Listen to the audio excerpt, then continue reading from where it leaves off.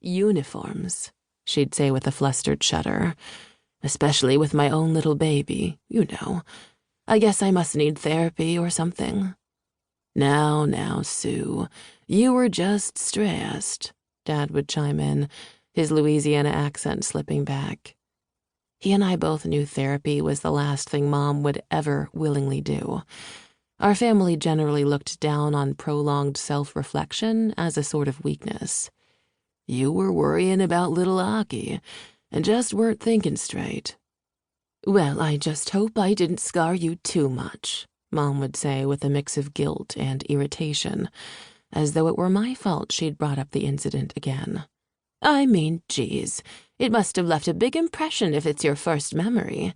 I don't have any memories from when I was so young. None at all. Not necessarily, I'd rush to relieve her. Memories are random, and it's not like I remember it well. I just remember the hot car and looking out and seeing you. The details are blurry. Maybe it wasn't even the same day as your memory, or maybe I'm just imagining it. But the truth was, my recollection of the whole incident was perfectly clear. From inside the car, I can see her pacing around the sidewalk in a short lime green dress, one hand on her hip, the other clutching a small white purse. Every so often she pauses to wipe a trickle of sweat from her forehead. Finally, she stops pacing and leans back against the car window. I watch her neck and shoulders relax. She seems to be breathing deeply. She turns, and I see her profile. She's smoking a cigarette. Her short-cropped black hair frames her round face neatly as she pulls smoke into her lungs, closes her eyes, and tilts her chin to the sky.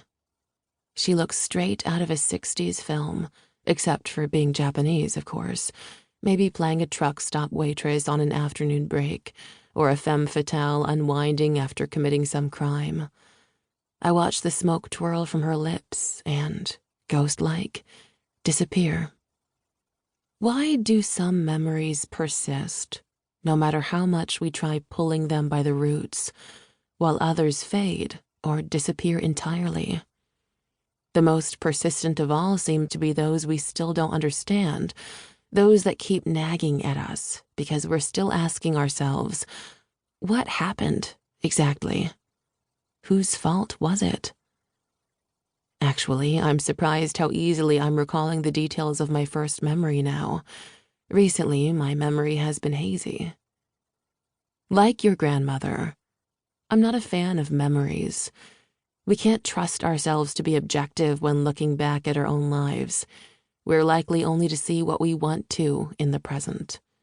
At best, memories are good guesses. At worst, pure inventions, being tainted by our biases and having happened so long ago. So then, what's the point of looking back at all? Look to the future, Mom's voice chirps in my head. Or is that a bird? It's no coincidence that I'm thinking of my first memory here and now, at this moment.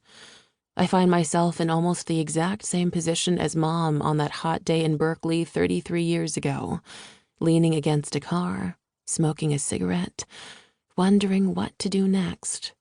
The main difference, of course, is that there's no baby locked in my car, and I'm not parked in front of a grocery store in the city.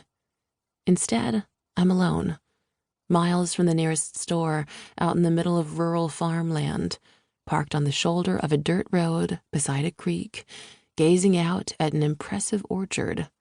Walnut trees, your dad said they were. The heels of my new pumps sink into the soft dirt of the road as I squint to get a better look down the dusty aisles between the long, neat rows of trees. I'd like to kick off my shoes and make my way down the ravine, across the creek and up the other side, to wander freely among the trees, like your dad did the day he brought me here 5 years ago. But just like that day, I feel stuck here on this side of the creek. It's a mysterious, though quite familiar feeling. My focus softens, and I see, in place of the walnut trees, a green sea dotted with red. Back when your dad's family lived here, this orchard was a strawberry field.